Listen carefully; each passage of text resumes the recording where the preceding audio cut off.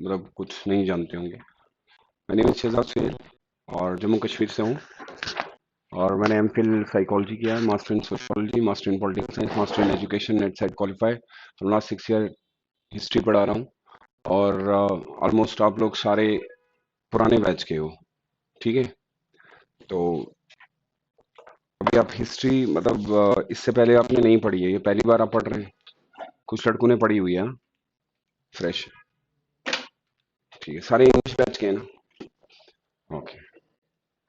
Well, एक starting से एक चीज बता दूंगा। अ, एक तो जो क्लास होगी, 2 दिन से ज्यादा आप क्लास मिस नहीं कर सकते। और दूसरे दिन अगर क्लास मिस होगी तो दोबारा क्लास में नहीं आना। एक तो पहले ये रिक्वेस्ट है, क्योंकि मैं दूसरे दिन लिंक करता हूँ, फिर प्रॉब्लम हो जाती है, फिर समझ में नहीं आएगा। तो प्लीज अगर ऑफ करना भी होगा। और दूसरी चीज, जहां कहीं पे भी प्रॉब्लम हो और जितना बोल रहा हूँ उतना ही करने के लिए पहले एक बार आप जरा कवर कर लें। आप 2020 के लिए 21 के लिए जा रहे हैं ना सारे? 2021 आप भी हैं? So before starting, let's see the demands from you as far as the modern Indian history is concerned. Has been divided into a 4 parts. The first, let's see the journal study. It's a journal study. हम optional पढ़ रहे हैं, so it is advised for same. आपको UPSC का syllabus बार बार देखना पड़ेगा क्या about the history of Indian Indian national movement is mention there, बस इतना ही लिखा हुआ है। जब ये चीज लिखी है तो बस इससे ज्यादा वहां पे कुछ मेंशन नहीं है। History of Indian and Indian national movements for the but as far as the official syllabus for the mains is concerned, the Indian culture will cover the salient aspect of the art form, literature, architecture, ancient to modern time, modern Indian history from about the middle of the 18th century until the present news today, and significant event and personalities and issue. The freedom struggle, its state, and important key contribution of people from the India and the post-independence period, the consolidations and recognition with the country। यानी कि ये आपका एक last phase आएगा जब हम पढ़ेंगे post independence में। So the history of the world will include the event from the 18th century, such as it is a world history। ये world history के बारे में पढ़ेंगे हम। Such as the Industrial Revolution, World War, retrieval of national boundaries, colonizations, political। Okay, so this is post-independence. Post-independence history of the world will include from the 18th century, such as industrial revolutions, French Revolution. We have American Revolution, colonization, imperialism, colonization in South Africa, colonization in India, imperialism in India, imperialism in the South Africa. The philosopher like communism, like Karl Marx, capitalism, socialism, extra, and their form of effect on the society. And after reviewing this whole survey, we can divide into a 4 part. That is, modern Indian history will come from the both pre and main, before freedom and after freedom, medieval, ancient, and the world history. So, what type of question the UPSC is all. For example, these are the question from the pre. There will be a question like a chronicle order में लगाने के लिए बोलता है। For the freedom movement, Gandhi ji ने पहले कौन से स्टार्ट की, उसके बाद की पर्सनैलिटी ऑफ फ्रीडम मूवमेंट्स, कौन कौन गांधी जी के साथ थे या उनसे पहले किन किन ने मूवमेंट, ऐसे सवाल पूछने हैं प्री में। Key movement like national non-cooperation movement, Syria, civil disobedience movement, reforms and step taken by the British government extra. These are the like you can say the acts given by the British government. Means for means, what we need to focus here, as far as the means is concerned,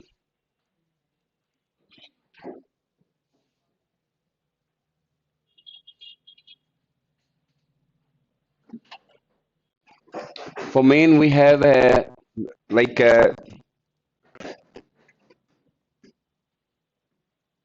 contribution of different section of the society, women, tribals.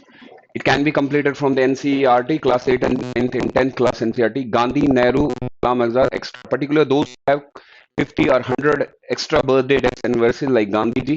Nature of movement and participation. Why non-cooperation happened? What was the reason behind that? The celebrating after the nation, independence, political and technology, foreign relations, Panchil principles, Nehruism, foreign policy. So the decode practice last 3 year prelims question as well as the 5 year question for the GS paper related to the history, जो आपको पिछले अगर आपको पता करना है कि वाकई में आप क्या पढ़ रहे हो। As far as the post independence is concern, before the independence, ये आपके लिए कि आप कैसे चेक करेंगे क्या पढ़ रहे हो। So before independence we have some books, अगर आप रिकमेंड कर लेना चाहें, अदरवाइज अगर क्लास के नोट्स भी बनाएंगे तो काफी हैं।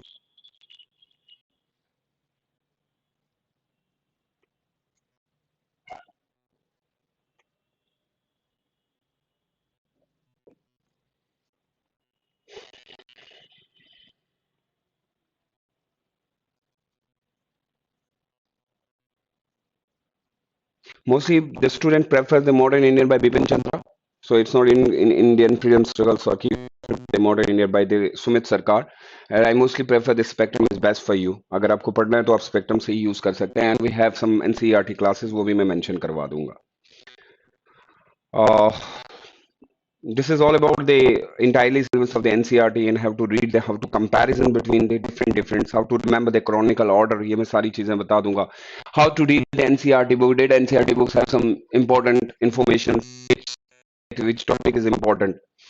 So I hope कि आपने इससे पहले कभी पढ़ा हो कुछ चीजें मैं मेंशन कर रहा हूँ तो आप उसका जवाब दे दें. थोड़ा सा मुझे पता चलेगा कि आपकी कितनी अभी नॉलेज बनी पड़ी हुई है. कितने सब्जेक्ट आपने कर लिए हैं GS1 के? जियो हो गया आपका? नहीं हुआ. इकोनॉमिक्स खत्म है. पॉलिटी क्या कंप्लीट हुआ है वो बताएं. Science and tech. Science and tech बस. हाँ. ओके.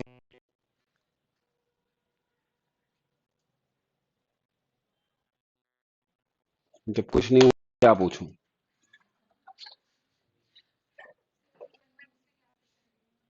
हम्म. मैं तो तुम लोगों को एक साल से यहाँ देख रहा हूँ. मैं तो पूरे जब भी यहाँ से गुजरता हूँ पूरा मुखर्जी नगर आप ही लोगों से भरा पड़ा हुआ है. हाँ. कोई बात. क्या उम्मीद की हुई है कि क्या सुहेल सर कुछ नया देगा क्या? क्यों? क्या तुम खुद नहीं बढ़ सकते? हम्म. क्लैरिटी नहीं मिल पाती. मु- क्या उम्मीद है? क्या क्या सीखोगे हिस्ट्री में? गांधी बुक में भी वही है जो गांधी मेरे पास है. फर्क क्या है?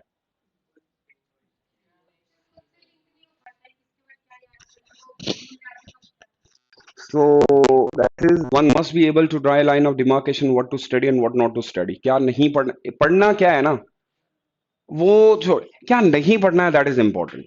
क्योंकि बुक्स बहुत ज्यादा हैं. 100 आवर्स में हम हिस्ट्री को कंप्लीट कर देंगे अगर आप कंटिन्यूसली टाइम पे आएंगे. और कुल मिला के कुछ 40 या 45 आवर्स में आपकी मॉडर्न इंडियन हिस्ट्री खत्म हो जाएगी. बट मैं अच्छा एक रिलेशन क्रिएट करना चाहता हूँ because like once I start मेरा एक ऑलरेडी मैं अभी एक इंग्लिश बैच खत्म करके आया एंड आई मतलब मुझे पर्सनली मैं उनके लिए बहुत मेहनत कर रहा था. द रीजन कि वो लोग बहुत चाहते थे पढ़ाना. एक होता है कि टीचर आया, टीचर की एनर्जी उसके बच्चे देते हैं उसको. टीचर आएगा क्लास में पता चल जाता है कि यार कैसे बच्चे हैं. मैं तब ज्यादा पढ़ने की कोशिश करूंगा तो मुझे पता है कि मेरे बच्चे मुझसे लेने की चाहत रखते हैं. तो पहला दिन है तो इसलिए मैं कह देता हूँ कि डिपेंड करेगा इस बैच में आपको मुझसे तभी पॉसिबल है मिलना जब आप घर से होमवर्क करके आएंगे. There should be a proper discussion like ये क्लासेस बोरिंग टाइप की क्लासेस ना हो. और मैं उनके लिए बहुत देर देर तक बैठता था कि नहीं आज उनको कुछ नया देना है, समथिंग न्यू समथिंग न्यू. और उन लोगों का भी ये रहता था कि नहीं सुहेल सर की क्लास में आज कुछ नया मिलेगा. ये होता है. We have books. मैं बुक्स बता दूंगा लेकिन बुक्स के बिना काफी सारी चीजें अगर मैं आपको अभी कुछ 5 साल के पेपर दिखाऊंगा बुक में से क्वेश्चन नहीं आते हैं. अब बड़ा एनालिटिकल अप्रोच करके सवाल पूछा जाता है. लाइक फॉर एग्जाम्पल आप सबने माशाल्लाह यूपीएससी अब तय कर ही लिया है करना. आज मैं एक एक पॉइंट ले लूंगा जिसमें आपने इससे पहले भी पढ़ा होगा that why britisher came in India, what was the main factor.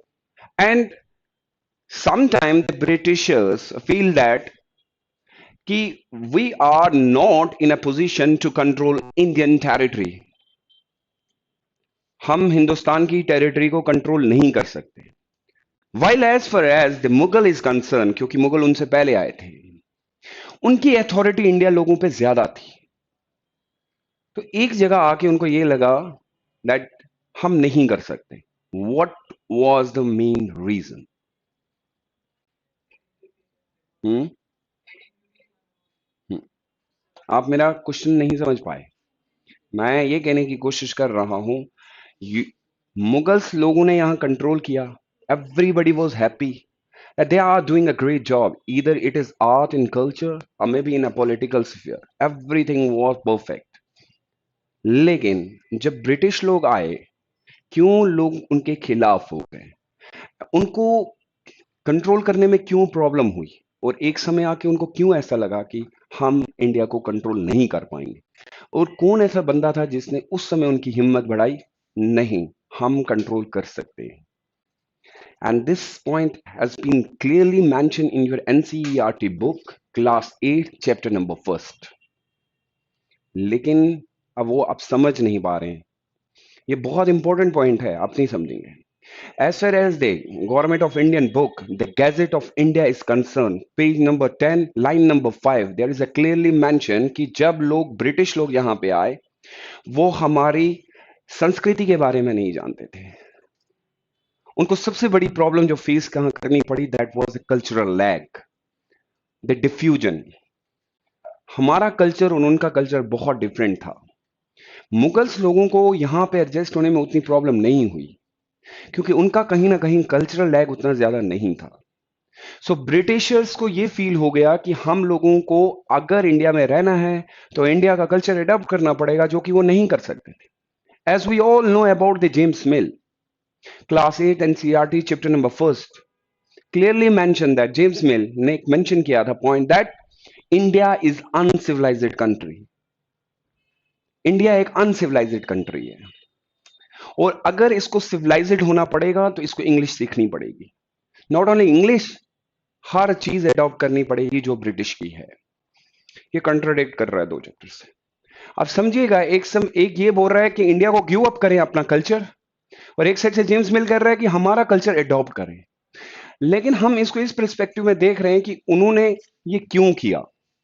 Sir, उन्होंने इसलिए किया क्योंकि वो हमारा कल्चर अडॉप्ट करने के काबिल नहीं थे, और हमारे कल्चर को डिस्ट्रॉय कर दिया, क्योंकि उनको लगा कि अगर हम इनके कल्चर को सुनने बैठे तो बहुत समय लग जाएगा, इसलिए बेटर है कि हम अपना ही कल्चर डाल दें ताकि ये लोग कंफ्यूज हो जाएं, हमारे लिए इजी हो जाए।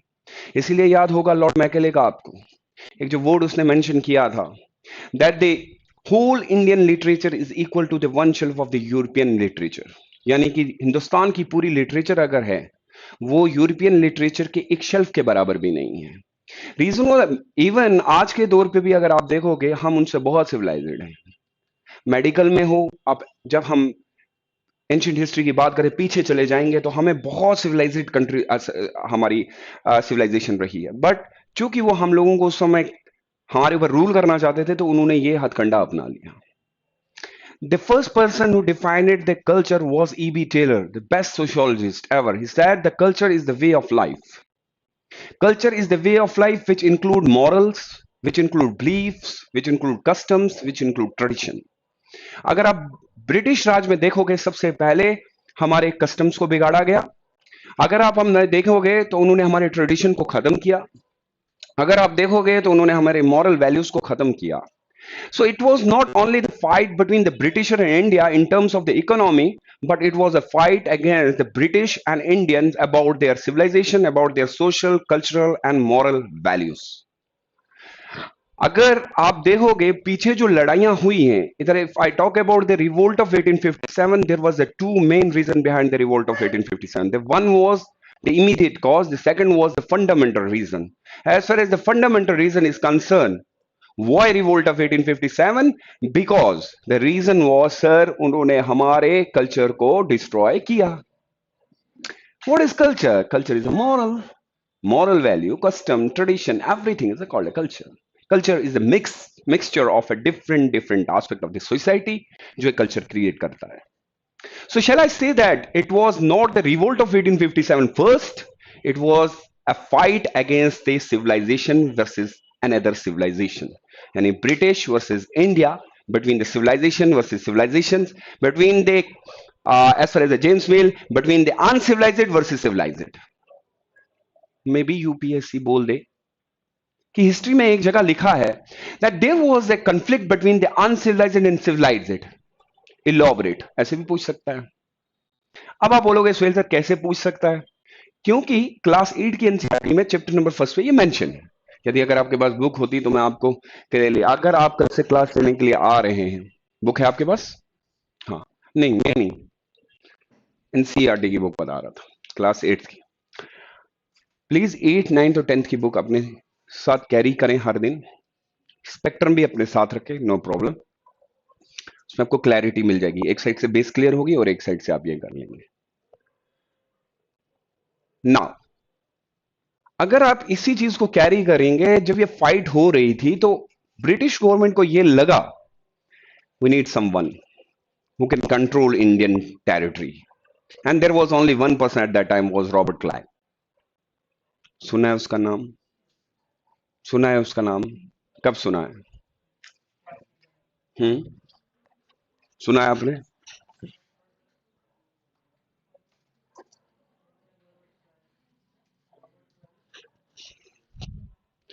Well, Ajay, I can't say the right now what we have right now. अभी मैंने यूज नहीं किया as far as the source is concern. जब मैं आगे क्लासेस शुरू करूंगा तो आपको सोर्स पता चल जाएंगे कि मैं कहाँ से क्या क्या पढ़ाऊंगा। अभी आई एम जस्ट डिस्कसिंग कि हम यूपीएससी को किस तरीके से लेके जाएंगे। So I am not able to see the kind of chat जो आप कर रहे हैं, तो बट जब जब क्वेश्चन मिलते रहेंगे तो मैं जवाब देता रहूंगा। वो लाइव था, समझ आ गया? हाँ, रॉबर्ट के बारे में कुछ बताएं। Who was Robert?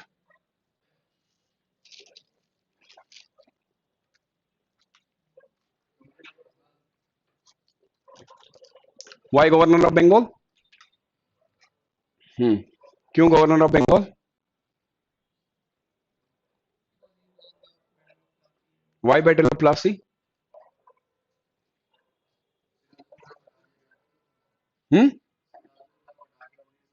Y Siraj-ud-Daulah?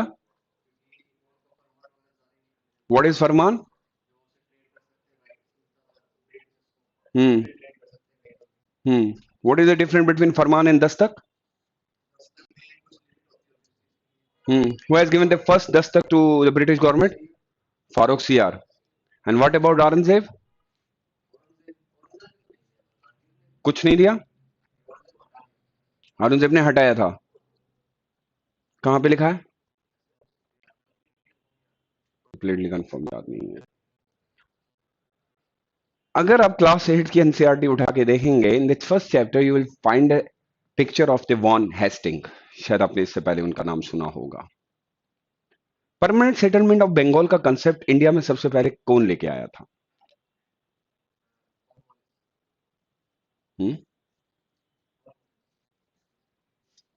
What is the difference between the permanent settlement of Bengal and zamindari system?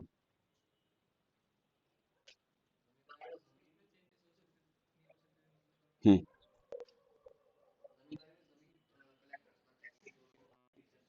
Hmm.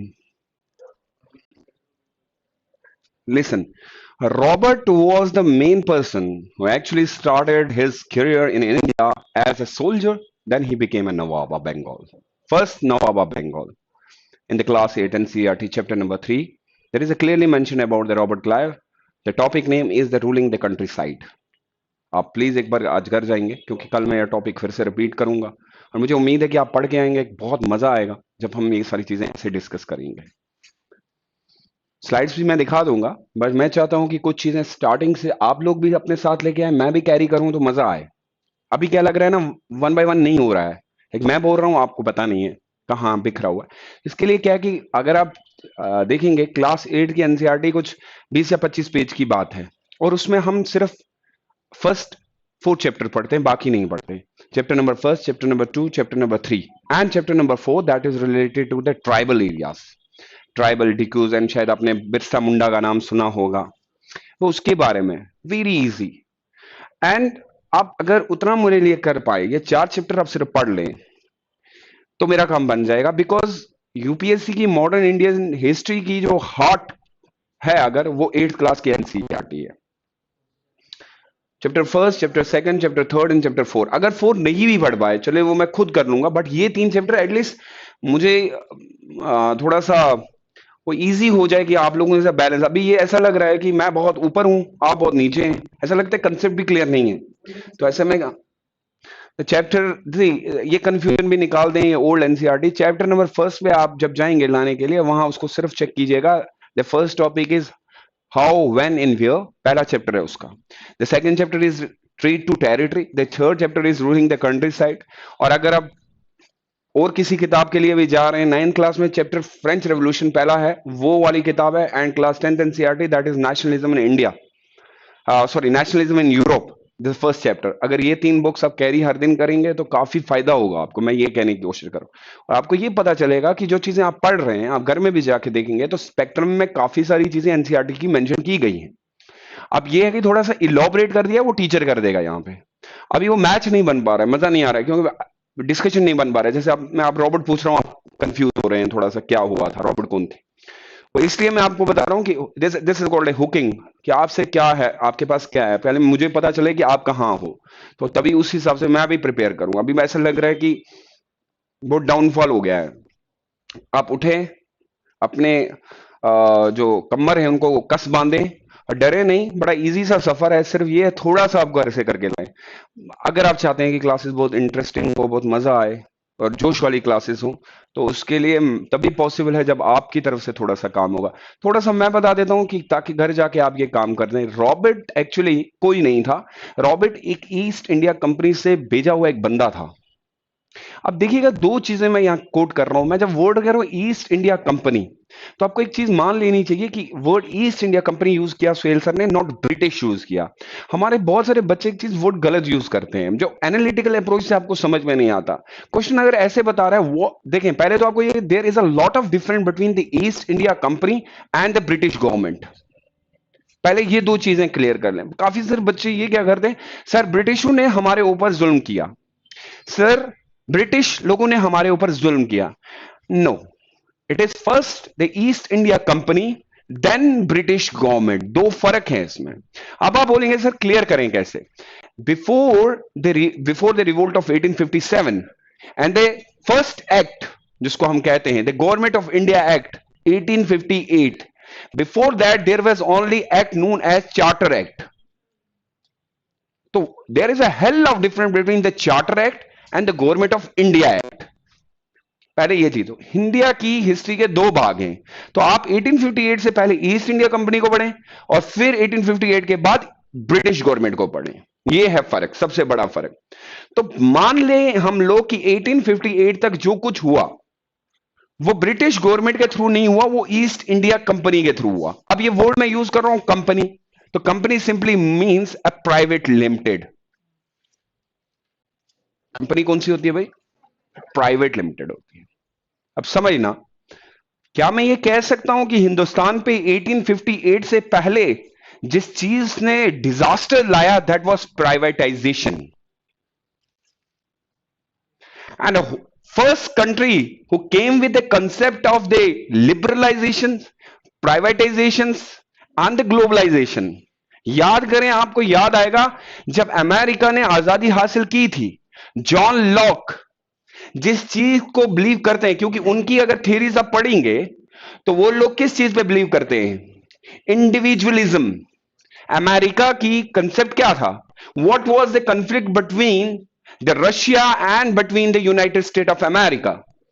USSR जो थी वो सोशलिस्टिक क्लास है, and America is capitalistic class. आपने कभी समझने की कोशिश की ये वर्ड आए कहां से। ये वर्ड एक्चुअली आपको आजादी से मिले थे। जब अमेरिका ब्रिटिश के अंडर था, 13 कॉलोनीज थी, और उन लोगों ने उनके ऊपर जुल्म करना शुरू कर दिया, तो पहले पहले दिन वो ये कह रहे थे that the British is our mother country, क्योंकि वो ब्रिटिश से निकाले हुए लोग थे। और जब उनको निकाल दिया गया, दे वर मच हैप्पी, बहुत खुश थे। दे थॉट सब कुछ अगर कोई माई बाप दादा है, it is only the British government. After few year उन्होंने ये डिमांड की दैट कि हम लोगों को भी कुछ एटलीस्ट पॉलिटिकल सिस्टम में पार्टिसिपेशन देनी चाहिए, same like India. In the initial state everybody was happy.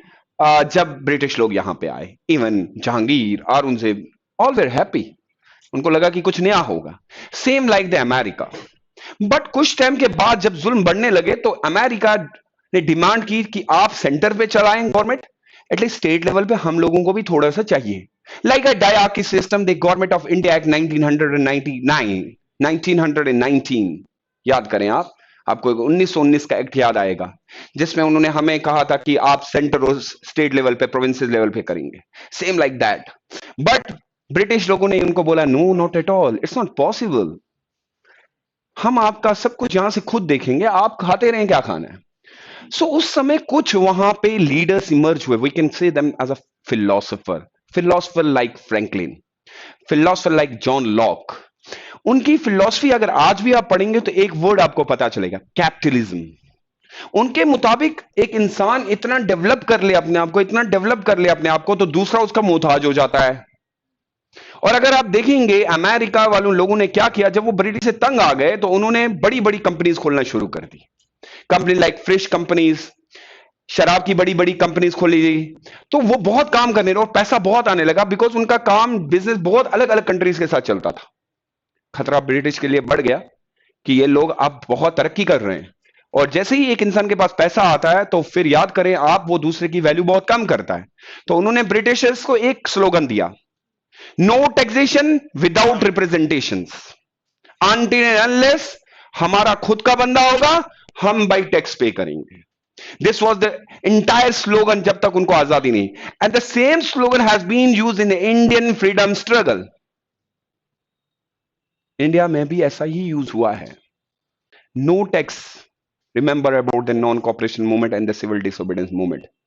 तो आज भी अगर आप देखेंगे अमेरिका को, अमेरिका की policy is all about the capitalistics, capitalistics and the capitalistics. उसके बाद हम जब बात करते हैं यूनाइटेड स्टेट रशिया की, आप यूएसएसआर की बात करते हैं, it was none other than that was Lenin. Class 9th NCERT chapter number 2। Lenin जो है वो एक पार्टी बनाता है, that party is known as Bolshevik party. और दो पार्टियां इमर्ज होती हैं, एक मैंशेविक पार्टी, एक बोल्शेविक पार्टी। और इस पार्टी का मेन मकसद होता है to create a socialistic class. What is socialistic class? You all know about the Lenin. एक बार ये दो यूपीएससी सवाल कर चुका है कि गांधी और लेनिन, लेनिन को गांधी ने बहुत अच्छे से पढ़ा भी था, क्या इन्फ्लुएंस है इंडिया की फ्रीडम स्ट्रगल पे। तो याद रखिएगा ये जो टाइम बनाया गया इन 1923, रिमेंबर द डेट 1923। इंडिया में उस समय क्या हो रहा था, स्वराजिस्ट पार्टी इमर्ज हुई थी, जो तीन बंधु ने बनाई थी, CR Das, Motilal Nehru and Ajmal Khan. You have to comparison between the world history with the modern Indian history. आप नहीं पढ़ सकते ऐसे, आपको याद रखना पड़ेगा 1923 में यहां क्या हो रहा था और रशिया में क्या हुआ। तो रशिया में उस समय लेनिन ने एक पार्टी क्रिएट कर दी, बोल्शेविक पार्टी, और उसी के साथ कंसेप्ट आ गया कि हम सोवियत यूनियन क्रिएट करने जा रहे हैं। उसके बाद कोल्ड वॉर जो हुआ, that was a war of idea between the socialistics and between the capitalistics class. उसी पे सब कंसेप्ट उठा। अब रिमेंबर जब ईस्ट इंडिया कंपनी यहां थी, East India company, the entire concept was capitalistics class. बाई पैसा लूटो और निकल जाओ, यही था ना। कैपिटलिस्टिक क्लास यही होती है ना भाई, समझने की कोशिश करें। Remember, in 1773, the first regulating act was passed by the British government. सुना होगा कभी कभी, 1773, first regulating act was passed by the British government. Why? Why? मैंने आपको इतनी पॉलिसी बताई, why? क्यों 1773 का रेगुलेटिंग एक्ट पास हुआ? आप chapter number 1 of the Laxmikanth आप जब खोलते हैं, सबसे पहला आपको पहला टॉपिक यही मिलता है, रेगुलेटिंग एक्ट ऑफ 1773। अभी किसी बच्चे ने लिखा था कि हमने पॉलिटी पढ़ दिया है। कितने बच्चों ने पॉलिटी पढ़ा है? What is 1773 regulating act? No, मुझे ये नहीं बताओ, व्हाई 1773 एक्ट? सुप्रीम कोर्ट नहीं चाहिए?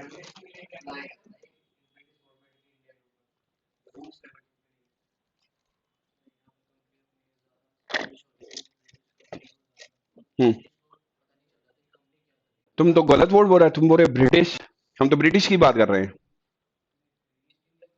ओके, ईस्ट इंडिया कंपनी जो यहां पे काम कर रही थी, वो ब्रिटिश, मतलब कौन ब्रिटिशर्स? क्राउन। तो क्राउन नहीं तो उसको भेजा था, क्यों, कैसे, क्या किया उन्होंने? यहां कैपिटलिस्टिक कंसेप्ट इमर्ज कर दिया सर। और 1773 को क्वीन, याद करिएगा, आप वापस जा रहे हैं, ने एक एक्ट पास कर दिया, that act known as regulating act. Regulate, word regulate means regulate करना, किसी चीज को चलाना। Now from today onwards in 1773 अब से सारा काम ब्रिटिश गवर्नमेंट खुद डायरेक्टली देखेगी. That's why the regulating act is also known as parliamentarian act. पहली बार हिंदुस्तान डायरेक्टली रूल किया जाएगा from the British to India. There are reasons. ऐसे नहीं कोई एक्ट आ जाता है, कुछ कारण रहा होगा. अब आप मान सकते हैं सर, जो विचारधारा अमेरिका में जन्मी पली और जो रशिया में पली, उसके कुछ ना कुछ असर इंडिया पे देखने को मिले. अगर ईस्ट इंडिया कंपनी ने कैपिटलिज्म ना किया होता और इन 1774, अब 1773 रेगुलेटिंग एक्ट पास हो गया. नाउ द ब्रिटिश गवर्नमेंट ने डिसाइड किया कि हम इतने साल से लगे हैं, फ्रॉम द 1600 टू 1773 हमने क्या कमाया. The result was zero. यानी इतने सालों में उन्होंने हिंदुस्तान से कुछ नहीं कमाया. अब सवाल यह था कि पैसा गया कहां, जबकि इतना पैसा लुट चुका था. तो बाद में हमें यह पता चला कि 1773 को ब्रिटिश गवर्नमेंट ने एक कमेटी बिठाई, जिस कमेटी में यह क्लियरली हो गया कि बहुत सारे जो ऑफिसर गए, उन्होंने दो तरीके से पैसा इंडिया से बाहर किया.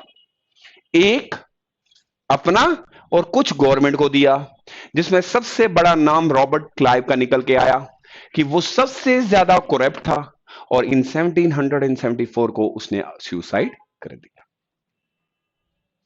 अब जब वो सुसाइड कर देता है तो हम पता कारण करते हैं कि ऐसा क्या था कि वो इतना मुश्किल था उसके लिए सरवाइव करना, इतना पैसा वो लेके लूट के ले चुका था जो कि ब्रिटिश गवर्नमेंट तक नहीं पहुंचा. असल में कहानी यहां से पनपती है, बट कहानी यहां पे भी नहीं है. सवाल यूं बनता है कि ब्रिटिश को असल में इतने पावर आए कहां से, इतनी लूट कैसे की उन्होंने. Not British, I am talking about the East India company. Yes, sir. I will tell you the answer. Right answer is Battle of Plassey and the Battle of Boxer. Sir, जब वो लोग यहां पे आए, in the initial stage, class 8 NCERT chapter number 2, there is clearly mentioned in the third line that the British government came here as a small trading company. अगर आप आज book उठा के देखेंगे एनसीईआरटी के, उसमें वर्ड लिखा है small trading company. But what happened from the small trading company? It became from trade to territory. Chapter का नाम ही है ट्रेड से लेके टेरिटरी तक. मतलब आए थे तुम बिजनेस करने और तुम टेरिटरी चले गए लेके. Reason, if someone asks you the same question, you'll easily answer that it was because of the Battle of Plassey and the Battle of Boxer responsible for that. Why? British government East India company को ये लग गया था कि we are powerful than other. Now अब battle of Plassey and battle of Buxar की अगर आप देखेंगे, sir no no no no, I will tell you one more thing. The main reason behind that the British East India Company became powerful because when they defeated the France. You know why? You know why? Because दुनिया में सबसे ज्यादा strong army अगर किसी के पास थी तो वो फ्रांस थी. और अगर आप एक फ्रांस को किसी दूसरी कंट्री में जाके हरा सकते हो तो आप क्लियरली एक बात कह सकते हो कि आपसे बहादुर कोई और नहीं है. You defeated in a battle of Plassey, you won battle of Boxer, and as well as in a battle of with the Vandivash with the France. Sir बचे कुचे कुछ थे वो डच वगैरह, तो वो तो यूं ही निकल गए. So India was not a country, it was a battlefield. ये एक अखाड़ा बन गया लड़ाई का, और बाहर की कंट्रीज आके यहां पे लड़ाई करने लगी, और लास्टली जीत जो हुई वो ब्रिटिश की हुई. और ईस्ट इंडिया कंपनी को ये लग गया कि सब कुछ तो हमने किया, तो हम क्यों गवर्नमेंट को पैसा दे दें, हम खुद ही रख लें. एक कंपनी का सबसे पहला मोटिव अपने लिए होता है, फिर वो अपने जिसके नीचे काम करने वाले लोग होते हैं. इसीलिए इंडिया की हिस्ट्री को पढ़ने के लिए आपको ईस्ट इंडिया कंपनी को अलग पढ़ना है और ब्रिटिश गवर्नमेंट को अलग पढ़ना पड़ेगा. Sir, is it true that only the reason behind the Battle of Plassey and Battle of Vandivash, Battle of Boxer was the reason? No, no, no, no. Let me clear one more thing. As well as British, why British became more powerful, there was a reason that Portugal. Why? Let me tell you one about the Portugal. जब पुर्तगाल यहाँ पे आते हैं, Vasco D gamma आया, कौन से जहाज से आया, क्या किया, फिर उसने चाय पी, ये पी, वो P. No, not at all. We are relating things with each other. See, एक पॉइंट है, मैंने एक पॉइंट लिया है, मैंने किया था इज इंडिया सिविलाइज्ड और uncivilized? Now things are getting related with, ये है UPSC, this is the depth you need to create. ये किसी किताब में आपको नहीं मिलेगा। व्हाट एक्चुअली यूपीएससी आज करके यही नॉलेज मांगता है। मुझे बड़ा दुख होता है, मैं बार बार अपने बच्चों से ये कहता हूं कि अगर किताबों की दुकानों से ही सब कुछ निकल आता, जिस नीचे दुकान है, तो इसका बेटा जो है वो ये काम नहीं कर रहा होता, वो एक आईएएस ऑफिसर होता, क्योंकि इसके पास सबसे ज्यादा किताबें हैं। It's not a matter of knowledge, it is about alertness. आप किस तरीके से चीजों को कंपैरिजन कर सकते हो। इसमें अमेरिका भी घुस गया, इसमें फ्रांस भी आ गया, इसमें जॉन लॉक भी आ गया। ऐसी नॉलेज चाहिए सर कि कल मुझे कोई पूछे, मुझे ये ना पता, ये ना लगे कि मुझे नहीं पता है। I will take you back from the world history even to cold war. Now why Portugal? Portugal were the first जो अराइव हुए इंडिया में। उनका कंसेप्ट अगर देखेंगे तो they came here as a business partner like type, but suddenly the things get change with the passage of time. They decided no, we need to convert them into a Christianity. अगर पहली country कोई थी जिसने ये concept लाया कि इनको convert करो इनटू क्रिश्चियनिटी, वॉज पुर्तगाल। उनका यही कंसेप्ट था कि इनको किसी तरीके से क्रिश्चियन बना दो। एंड द सेम पॉलिसी अगर आप देखेंगे ब्रिटिश लोगों ने अपनाई during the revolt of before 1857। अगर आपको याद होगा, ए concept was the enlistment act, religious enlistment act एक पास किया गया। उसमें ये कहा गया, अगर आप देखेंगे उसमें ये था कि यदि एक इंसान अगर क्रिश्चियन बनेगा उसको प्रॉपर्टी में से राइट मिलेंगे, क्योंकि उससे पहले राइट छीन लिए गए थे। ये कंसेप्ट ब्रिटिश का नहीं है, पुर्तगाल का है। और फर्स्ट नेवी क्रिएट करने के पीछे भी पुर्तगाल थे, क्योंकि उन्होंने सबसे पहले एक पॉलिसी दी, that is known as blue water policy. And the same policy जो अडेप्ट की वो की ब्रिटिश गवर्नमेंट ने ड्यूरिंग, अगर आप आगे जब हम वर्ल्ड हिस्ट्री में आएंगे तो आपको एक पता चलेगा, during the unification of Italy and the unification of Germany, when Bismarck ने कहा था ब्रिटिश गवर्नमेंट से, will you please help me, because during the unification of Italy and unification of Germany, तो बिस्मार्क खत्म करना चाहता था फ्रांस को, तो उसने ब्रिटिश गवर्नमेंट से यह कहा कि will you help me? They said okay we will help you, but remember one thing, आप नेवी नहीं बनाओगे। They said okay okay no problem at all sir, but बाकी चीजें मिलेगी। They said okay okay, it is clearly mention in the class 10th NCERT chapter number 1।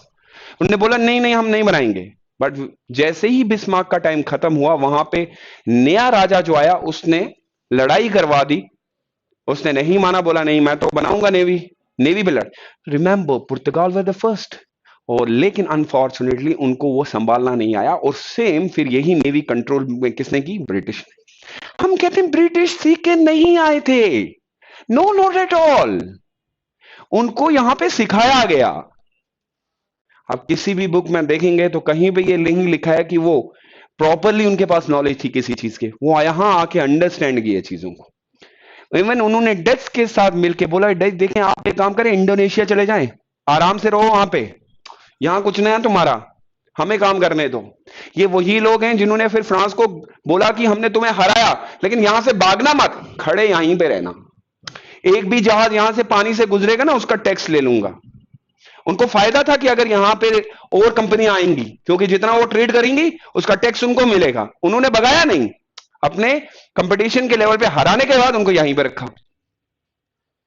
समझे? तो मैं ये मान लूं कि स्मार्ट ट्रेडिंग कंपनी आई, सीखा बाहर की कंट्रीज जो बाहर बाहर से आई, फिर उसके बाद आप याद करते हैं कि डच, डेनमार्क, ये सारी चीजें अगर आप इनको मिला लेंगे तो हम ये कह सकते हैं सर कि शायद वो लोग जो पहले सोचते थे कि हम इंडिया के कंसेप्ट को समझ नहीं पा रहे, उन्होंने हमारे कल्चर को बहुत अच्छे से समझा। यही वजह हुई कि the revolt of 1857 was a failure because the middle class was absent. मानते हैं इस बात को? Middle class was absent. Why middle class was absent? Because of the concept of the modernizations, क्योंकि इन्होंने लोगों को यह डाल दिया था, if you want to rule the country, अगर कंट्री पे आपको रूल करना है तो वो तभी पॉसिबल है when you speak English। Revolt of 1857 खुद फेल हो गया, क्योंकि उन्होंने भी कहा था कि बाबा लड़ाइयों से कुछ नहीं होगा। हमारी ही क्लास के लोगों ने कहा लड़ाइयों से कुछ नहीं होगा, अंग्रेजी से होगा। फिर जो कि बाद में हमें भुगतना पड़ा। वही लोग थे फिर जिन्होंने एक कंसेप्ट बनाया था मॉडरेट फेस, जिनको हम कहते हैं मिडिल क्लास से ही बिलोंग करते थे, बंगाल के ही सबसे ज्यादा थे। बंगाल में ही रिनासा भी सबसे पहले आया क्योंकि उन्होंने मॉडर्नाइजेशन का ही इस्तेमाल बाद में उल्टा ब्रिटिश के खिलाफ किया। समझ रहे हैं आप? सो रिवोल्ट ऑफ 1857 फेलियर था because of the modernization. And who was the first person who has given the concept of the modernization in India? It was none other than that was M.N. Srinivas. Sociology में आप जब Indian society पढ़ेंगे वहां पे आपको modernisation पढ़ना है, westernisation पढ़ना है, संस्कृताइजेशन पढ़ना है। क्योंकि ये तीनों कंसेप्ट एक सोशियोलॉजिस्ट है जो उसने दिए थे, वो इंडियन सोसाइटी का बहुत बड़ा एमएन श्रीनिवास इंडियन सोशियोलॉजिस्ट का बंदा है। मॉडर्नाइजेशन का मतलब होता है जब आप मॉडर्न थॉट्स अपनाना शुरू कर देते हैं। और एक होता है जो दूसरा कंसेप्ट हमारा है, that is westernization. Westernization means to adopt the western culture. There is a hell of difference between adopting a culture and adopting a modern thoughts, observations, experiment. You got my point? Yeah, we just talking about the James Mill and Robert Clive कौन था।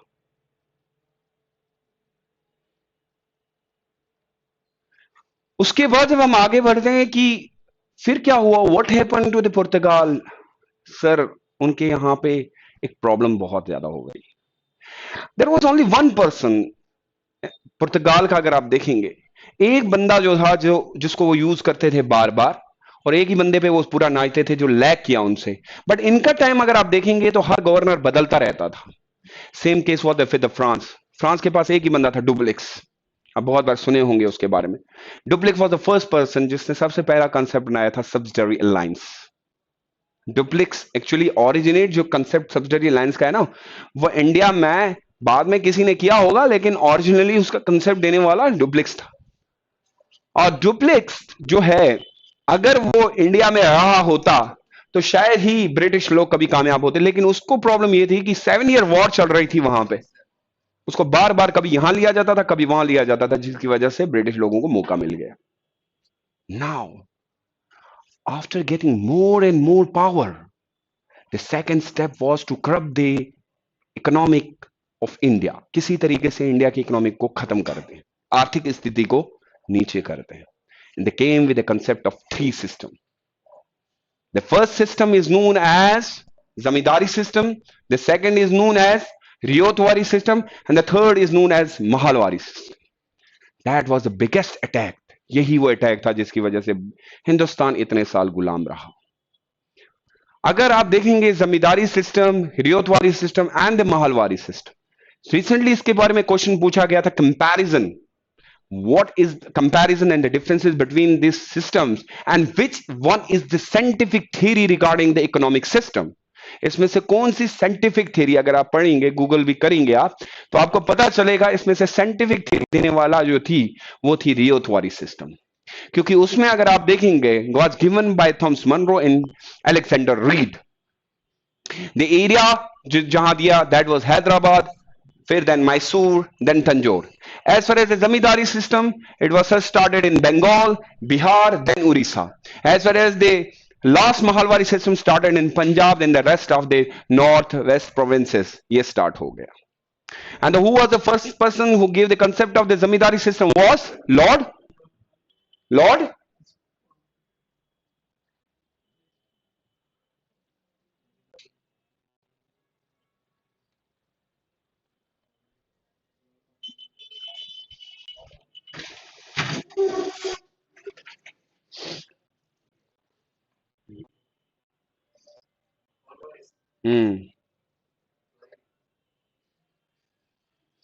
ना बेटा, आपकी गलती नहीं है। I do understand that this is your first class. समझ में आ गया और कुछ नहीं है। अच्छा ही हुआ पहले समझ में आया। एक minute.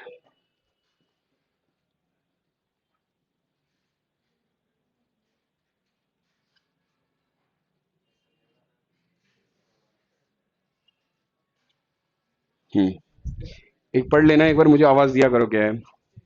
We have some student with us with online, they are giving some answer regarding the Robert Clive। मुझे पढ़ के सिर्फ नाम बता दिया करो कि क्वेश्चन आया है, प्लीज वो बता दिया करें। Yes, of course, Virtika। I don't know actually how to pronounce your name, is very difficult। So Virtika, I think Virtika। उन्होंने रॉबर्ट क्लाइव के बारे में कुछ काफी सारा लिखा है, आई डू अंडरस्टैंड, और उनकी प्रिपरेशन काफी टाइम से चल रही है। And another name is George Chirag. Chirag is sing about, क्या लिखा है? डेट्स 1813, 813, दैट इज, हाँ 1813 ना, हाँ। And he is talking about the Charter Act of 1813। और कोई सवाल? Any other question from your side, please? Screen लग जानी थी तब मैं कर लेता। नहीं है, ओके। एक और जूस लगा देना। आई लव जूस, इसमें कोई प्रॉब्लम है? नहीं, मतलब आप लोगों को रिएक्ट कुछ अलग तरीके से आपने किया, अलग जूस मांगे। मतलब जूस पीने में भी कुछ हाथ है क्या? गलत है। फ्रॉम लास्ट फ्यू मंथ्स किसी ने ये कहा कि सुहेल सर लाइफ खराब हो जाएगी अगर ज्यादा चाय पियेंगे, तो I thought it is better कि लाइफ खराब ना हो, तो फिर इन्होंने जूस पिलाना शुरू किया। आप लोग कुछ और सजेस्ट कर सकते हैं मुझे, which is better for me. जिस, हाँ, नहीं, your suggestion regarding chai? As far as a tea is concern, in the during the British rule, tea, remember, tea ही वो थी जिसने ब्रिटिश लोगों को खत्म किया। याद करिएगा, अमेरिका में एक पार्टी ही, और उस पार्टी में टी डुबो दी गई, और अगर अमेरिका को आजादी मिली है वो टी की वजह से मिली है। और याद करिएगा, इंडिया में जब हम टी की बात करते हैं, इंडिया में एक कंसेप्ट फैला दिया गया था, ओपियम। सबसे ज्यादा ओपियम उगाया जाता था, क्यों? क्योंकि ओपियम को बेच के ये टी खरीदते थे चाइना से, और वही ये बेचते थे पूरे देश में। सो ब्रिटिश का साम्राज्य जो है वो टी से ही चढ़ा। अब मैंने पिया तो कौन सा गुनाह किया? ना बताएं, प्रूफ है मेरे पास। जी बेटा, देखें, सॉरी, आप बहुत अच्छे स्टूडेंट हैं, नहीं टूटेगी। आपका गुड नेम प्लीज? हिंदी में है या इंग्लिश माध्यम से है? इंग्लिश। क्या नाम है आपका? रूबी। फ्रॉम रूबी, कहां से आप? उड़ीसा। उड़ीसा में एक वॉर हुई है, बहुत मशहूर वॉर है, कौन सी? नहीं पता। हम्म,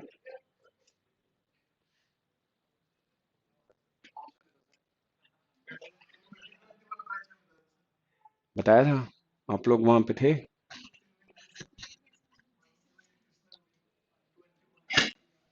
good name? Muskan. Ruby, Muskan. And what about the Yogi Adityanath? From Haryana. I love Haryana in terms of their language, but there are two types of Haryani language. One is good and another is no, na. And I like the second one. And the common word Haryanvi, uh, achore. I like that word. Komal, Ruby, Muskan, and Komal. Komal from Haryana. Achore. कहाँ से? बिहार। बिहार बहुत मशहूर रहा है civilisation के हिसाब से। हर्षा। हर्षा बहुत बड़े नाम रहे हैं हिस्ट्री में, मैं इसलिए। हाँ जी, कहाँ से? हर्षा कहाँ से? गाजियाबाद, यूपी। मतलब रशिया, उतना ही पॉपुलेशन वहां है। Why you are in good in terms of population? It's not only about population, but in terms of the crime you are higher. In terms of population you are higher. In terms of land you are higher. कोई काम तो छोड़ो हम लोगों के लिए। पवन from Bihar. Raman from, था इन मुझों से लगे, हरियाणवी है। हाँ, अच्छा था जाने। ऋतिक रोशन फ्रॉम बिहार। उनको जानता हूँ। आप from Lucknow? Lucknow is a शहर ऑफ नवाबों का शहर। यू टू ना? हाँ, शिवम आपको मैं जानता हूँ। फ्रॉम? वो क्लासेस दिए हैं मेरे पास। दिल्ली। Why polluted? कोमल कोमल चाहिए या झाड़ू चाहिए?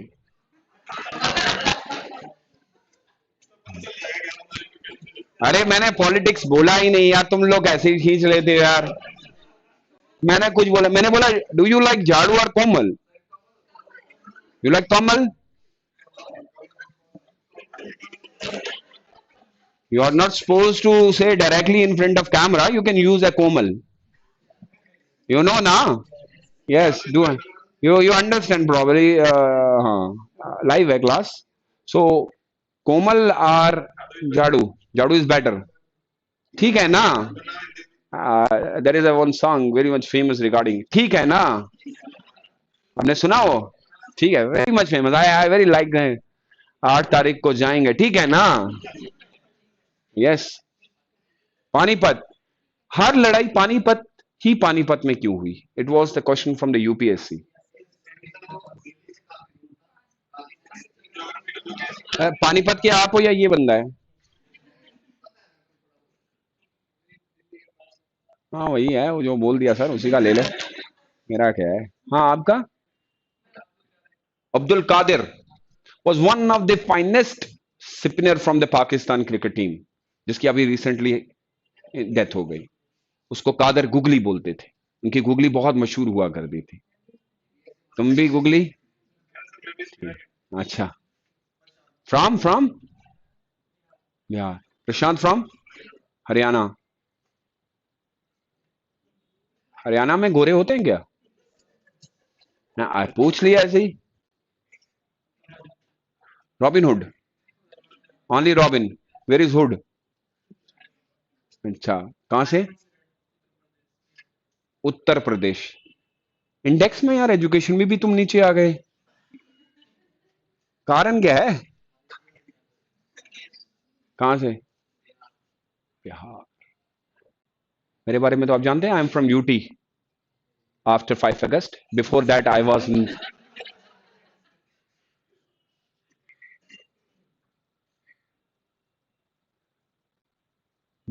This is what truly India deserve.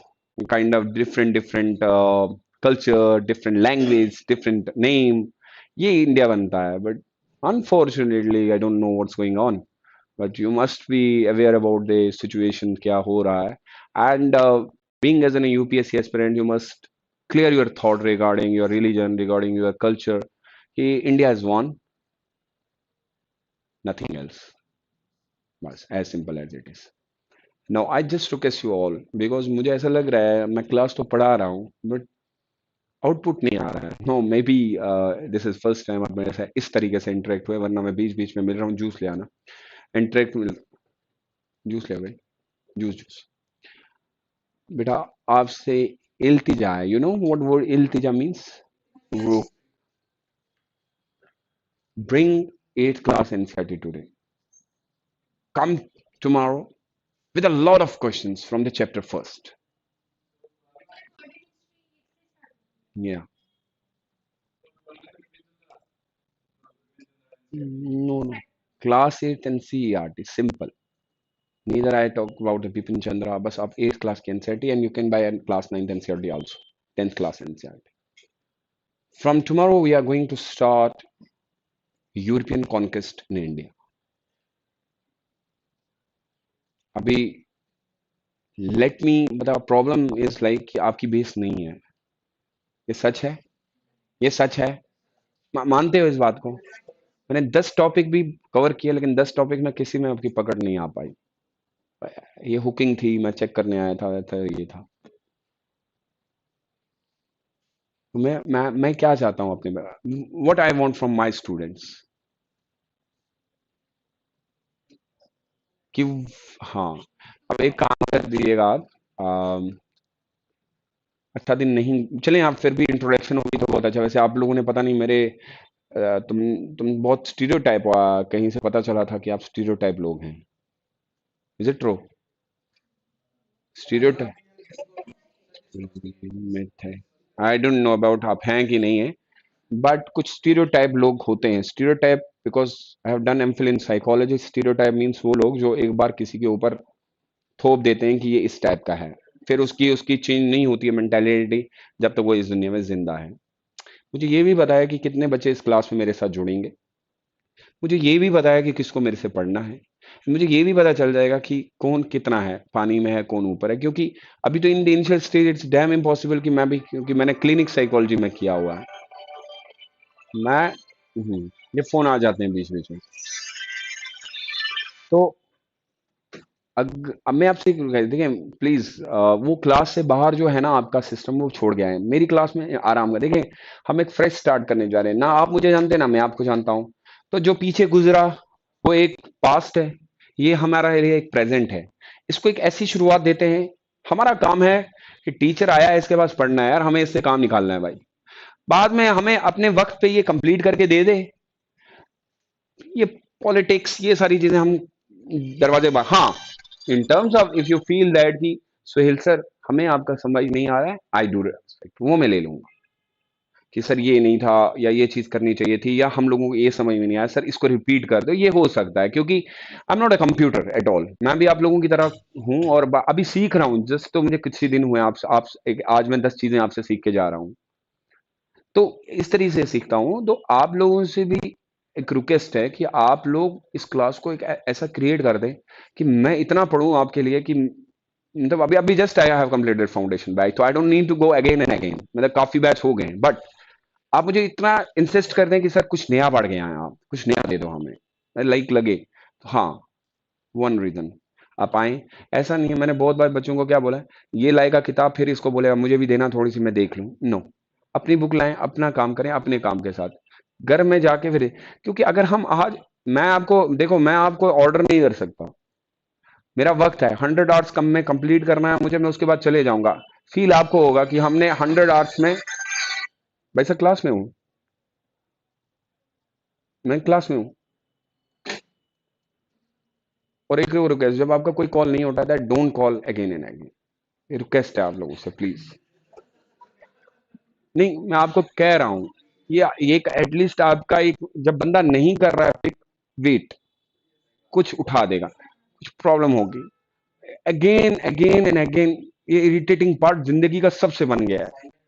फिर नहीं, वो उनको पता चल रहा है, एक बार नहीं उठा, दो बार नहीं उठा, तीन बार नहीं उठाया तो पता चल रहा है। इरिटेटिंग होता है ये प्लीज एक, ये डाला मतलब आप अपने इसमें डाल लें, एक बार कॉल करें। इवन मैंने ये भी देखा है कि मैं कॉल कर रहा हूं और बंदे वेटिंग, फिर भी 50 कॉल कर देंगे, जब तक कॉल कटेगी लगेगा 100 कॉल कर दिया है, बाद में पता चलेगा कुछ नहीं है भाई, 10 रुपए हैं तेरे पास।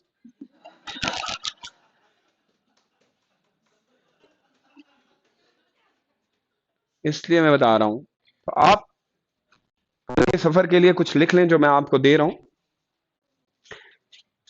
तो मेंशंस, फर्स्ट एक चीज आप पढ़िएगा, class 8 NCERT, page number first,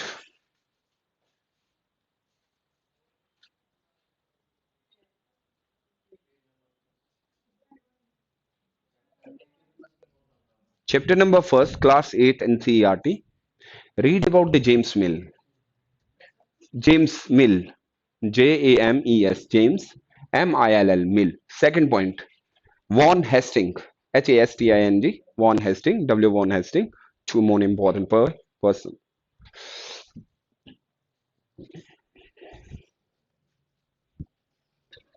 What was the concept of civilization according to the East India, not according to the British government but according to East India. इसके लिए बुक नहीं पढ़नी है आपको, ये सॉरी कोई नेट नहीं यूज करना।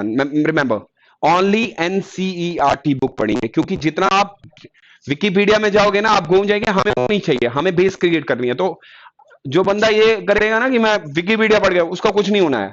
हम बेस करेंगे, concept of civilization according to East India Company. ठीक है,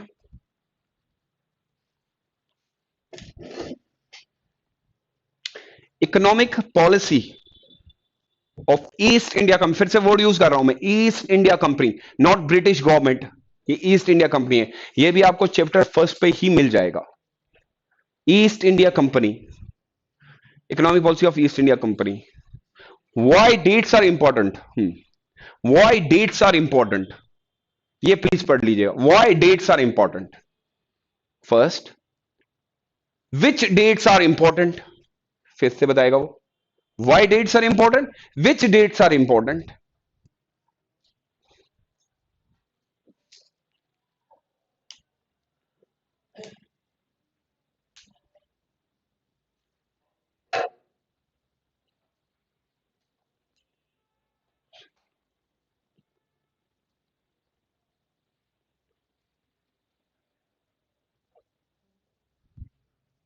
question as it mentioned in the book that an ambition of East India was not intention.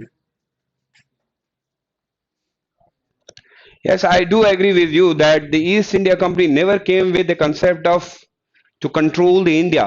They were here, जो वित्तिका जिनको मैं बता रहा हूँ, they never came here as to control the Indian territory. They came here as just to do simple trade as a simple small trading company mentioned in class 8 NCERT chapter number first line number 2। तो खोले आप पढ़े इसमें पहले ऊपर जाए, chapter number 2 class 8 NCERT line, read the line first।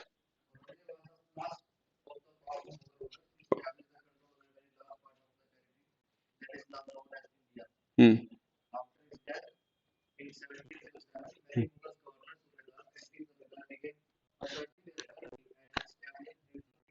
Okay।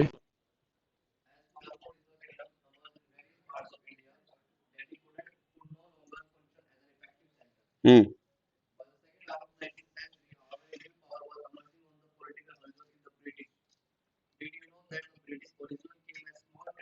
Now mention, it has been mentioned in the class 8 NCERT line number, बता दे यार Virtika, it is mentioned in class 8 NCERT chapter number 2 line number 10 that it was just a small trading company, but with the help of the Mughals, we can say that Mir Jafar or other, एक बहुत बड़ी company बन गई। Now the NCERT book is more authentic book first, but after some time जब अगर आप इसी chapter को थोड़ा सा आगे पढ़ेंगे तो आपको पता चलेगा the small trading company became a from trading to a territory, एक बहुत बड़ी टेरिटरी, वो कह रहा था मैं। और आप प्लीज इसको देख लीजिएगा।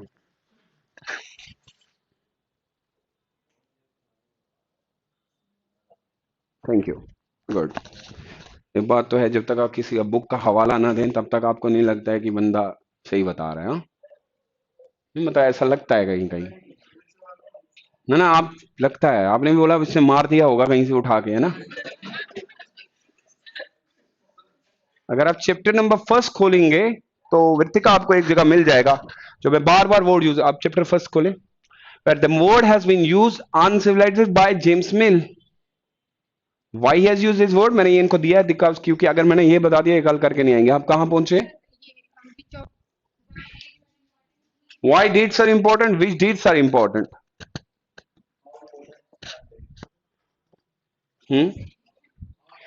See, if you analyze the intention of the intention, what intention? I can say that during the first phase, the intention was just to work here and to earn more and more money. But after getting a money, आपको याद होगा एक बंदा जब पैसे बहुत ज्यादा ले लेता है तो उसके ये काम होता है कि भाई अब पैसा तो आ गया है, अब क्यों ना पूरा पॉलिटिकल सिस्टम ही कंट्रोल कर लिया जाए। ये तो एक इंसान की फितरत है कि आपकी डिजायर जो है वो बढ़ते रहते हैं। As far as the Buddha is concern, it is clearly mentioned in the Tamil Nadu book chapter number 5 that अगर आप एक life is a suffering according to the Buddha, according to the Buddha life is a suffering until and unless you give up your desire। once you give up your desire, that simply means आप desire खत्म करेंगे तो आपकी खुशियां आना शुरू हो जाएंगी। so same case was with the East India Company। हाँ बेटा, कहां पहुंचे? which dates are important? What was the importance of the diaries, newspaper, comma लगा दें, diaries comma newspaper for Indian historians। अगर आप देखेंगे इसी में चैप्टर में लिखा है, क्या मसला बेटा, कि आप इसी में ये देखेंगे कि आपको पता चलेगा कि कुछ डायरीज हमें मिली और कुछ हमें रिकॉर्ड एरियाज मिले जिसमें हमें ब्रिटिश के बारे में पता चला है। क्या आप मानते हैं कि वो ऑथेंटिक है? यूपीएससी एक बार ये सवाल कर चुका है कि जो हम आज बच्चों को पढ़ा रहे हैं, कि जो उनको बता रहे हैं कि ब्रिटिश ने ये किया वो किया, वेयर इज अ सोर्स? वो भी आपको क्लास 8 की एनसीईआरटी चैप्टर नंबर 1 में क्लियरली दिया हुआ है। एंड आई होप दैट इतने सारे पॉइंट्स आप करें, एंड आई प्रॉमिस यू आपको बहुत मजा आ जाएगा कल क्लास में। And we are going to start from the modern Indian history and then start from the पुर्तगाल एंड ऑल दैट। कोई शक?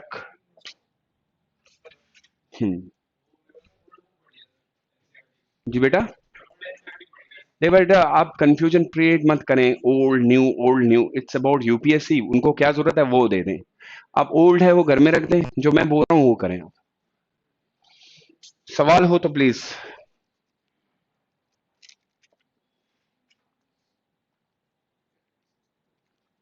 कितने लोगों ने सिर्फ मेरा नाम सुना था कि सुहेल सर पढ़ाएगा? स्टीरियोटाइप थे आप? पता नहीं आएगा यार, फेंक देना। ग्रुप तो आपका होगा अपना, मुझे पता है। ग्रुप पहले बन जाता है भाई, एक अकड़ हमारे में पहले होती है। क्लासेस पहले आने से पहले भाई ग्रुप बना है, ग्रुप में डाल दियो। फिर 50 दिन के बाद बताए उसने कभी ग्रुप को हाथ नहीं लगाया। तो ग्रुप में बात होगी होगी, आएगा। मैं आ गया हूं और मैं बच्चों से बहुत मोहब्बत करता हूं। आप किसी से भी पूछ लें, मेरा नेचर लड़ाइयाँ वगैरह पॉलिटिक्स नहीं करने में कोई मन नहीं करता है। आप इसे सिर्फ पढ़ने के लिए। हाँ, there is a group which is known as GS current. Irfan भाई यहाँ पे हैं, इनसे मिले आप। उस ग्रुप में सिर्फ 9 से 10 बजे तक खुला रहता है वो ग्रुप, 9 to 10। उसके बिना कोई अलाउड नहीं होता उसमें कुछ। मैं डालूंगा 9 से 10, उसमें मैं करंट अफेयर्स के क्वेश्चन डालता हूँ पर डे। जो द हिंदू से 5 प्री के क्वेश्चन जो बनते हैं, और हिस्ट्री के 5 क्वेश्चन में डालता हूँ विद एक्सप्लेनेशन जहां पे। और कभी अगर मेरे बच्चे को ये प्रॉब्लम है तो आप उसमें जुड़ सकते हैं। सिर्फ 9 to 10 में उसमें बात करता हूँ, बाकी कोई बात नहीं। आप जितना मुझसे पढ़ना चाहते हैं, सोर्स रिमेंबर, कम से कम सोर्स का इस्तेमाल करें। ये बुक वो बुक ये बुक, अभी जो मैंने बुक मंगाई ना, पहले इसका यूज करेंगे। Once we finish this book will bring the next one. Last में ये पता चलना चाहिए सर कि ये पढ़ाने के बाद एक बार स्पेक्ट्रम को हाथ लगा रहा हूं सर, सर लगता है सब पढ़ दिया है बस। ओके